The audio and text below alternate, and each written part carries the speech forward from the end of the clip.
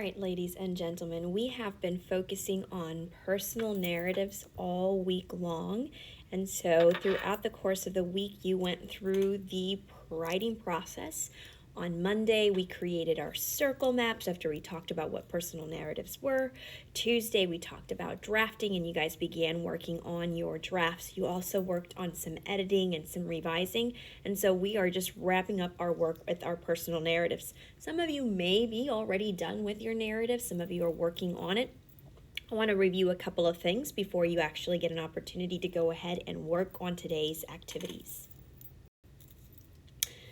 So remember, our personal narratives, it's just a form of writing where we're going to be sharing a personal experience.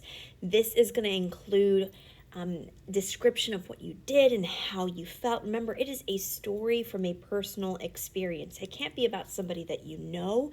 It has to be about yourself. That's the whole point of being called a personal experience. It's going to be told through your point of view. You are sharing things that happened to you in a way that you would if you were having a conversation with a friend.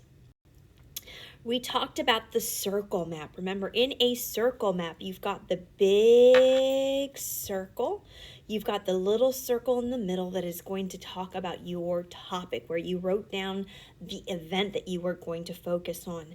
The larger circle, that's where you wrote down as many thoughts as you could about the details, everything that you remembered about the event. And then in the square on the outside, that is where you actually wrote down words that describe the feelings, the emotions that you experienced during that particular time. Remember, our focus was to write about a time that you traveled to a new place. It didn't have to be something recent. It could have been in previous years, but you were focusing on this particular event. You were talking about how you got there. Did you go by bus, by a car, a train, boat? How did you feel? What happened during that time? Remember, there were some specific things that you needed to make sure that you included in your writing. You were supposed to focus on one experience at a time, not about particular different trips, but one trip. Now, if in that one trip you went to multiple places, then by all means you can mention all those places, but it was one particular trip. You wanted to make sure that you organized your ideas so that if you are sharing it with someone else, it would make sense. Now, remember, you had a good range of sentences to work with. You have 7 to 10 sentences to work with. So you could have written just 7, just 8, just 9, or 10. I gave you some wiggle room because some of you may not necessarily have a whole lot description to give me, and then some of you will have a whole lot to say, so it gives you a good range. Remember, we've already corrected spelling, grammar, capitals, all of those different things should be included. So those of us that are working on finishing up our final draft, all of those pieces should already be there. Remember, you have multiple resources that you can use. You've got the hard book dictionaries in the classroom, the hard book thesaurus in the classroom, plus you had the dictionary and the thesaurus link inside the Schoology folder that you were welcome to use to help you either correct spelling or to find words that you felt would be a little bit more descriptive for what you were going to do. Remember, anytime that you're going to use a word that you're not sure what it means, please look it up before you put it inside your sentence so that you know that you are in fact using it correctly. So when you revised, you had to do a couple of things. Now remember, this is mainly for my friends who are still working on their drafts. You were supposed to add adjectives, add details. Remember, you were trying to be descriptive as much as possible. Earlier in the school year, we talked about how as an author, you have to pretend that your reader is almost a toddler. They don't have the experience. They don't know the information that you know. And so you're going to give them all the information that they are going to need in order to understand you. So those adjectives, those details, you definitely want to make sure that you are being clear and very descriptive. Read through your work. Don't just assume that it makes sense. Read through your work. Anything that you feel, that really doesn't make any sense, get rid of it. Make sure that you're looking at your words, that you're looking at your sentences.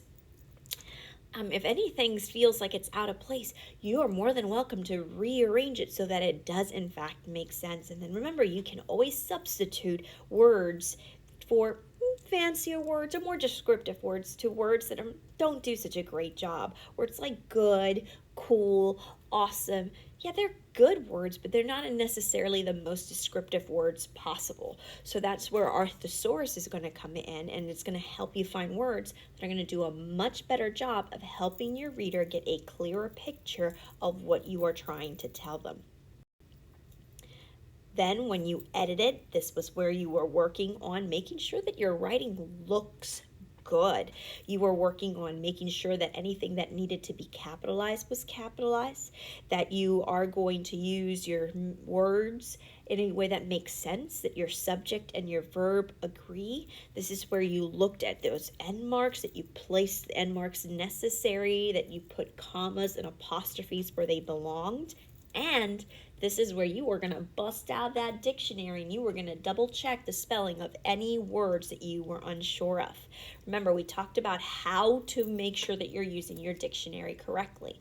If you're in the hard book dictionary, you're going to sound out the word and you're going to look for those first couple of sounds, those letters that you hear, and that's where you're going to begin your search. If you're using the dictionary app, the dictionary link, inside our Schoology folder, then you're doing the same thing, but instead of searching through looking for those letters in the search bar, you're going to type in those first couple of letters that you hear, and then it'll give you a list of words that it believes that begins with those, and you're going to search through that list to see if you find the correct one. Now, if you do this and you still aren't able to find your word, remember this is where you are going to then raise your hand and ask for assistance, because remember, some of our letters make more than one sound and you're probably not making the correct combination of letters to find the word necessary. And also, remember, the dictionary, the hard book dictionary, elementary dictionary, really is not going to have a ginormous list of words to find. And sometimes the online dictionary may have a couple of words that might not be there. Names like brands or states or countries may not necessarily be listed in the dictionary. So those might be some words that you might need extra help on checking. But remember, this final draft, you want to make sure that you have all of those things present. So this is the slide that we have that kind of gives you an idea of what you are focusing on. Also, remember, you've got your little writer's process cards on your desk. Those are there for a reason.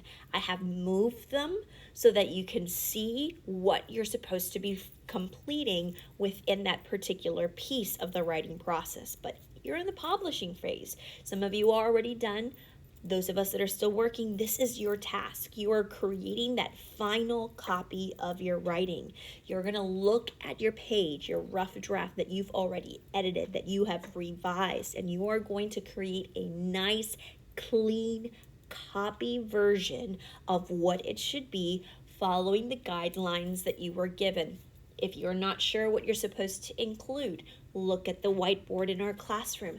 I made sure that I listed out everything that needs to be included. The indenting in your paragraph, the skipping of the lines, making sure that your spelling is correct, reviewing how many sentences that you have. Remember, you want to make sure that every single one of the sentences in your paragraph is a complete paragraph. When you are finished, go ahead and look at the classwork slide that is on the smartboard. It tells you exactly what your next step is going to be. And as always, your completed work will be turned into your class basket. I pray that all of you have a fabulous day, a fantastic weekend, and I will see you on Monday. I can't wait to see how much of a blessing you are to our sub today.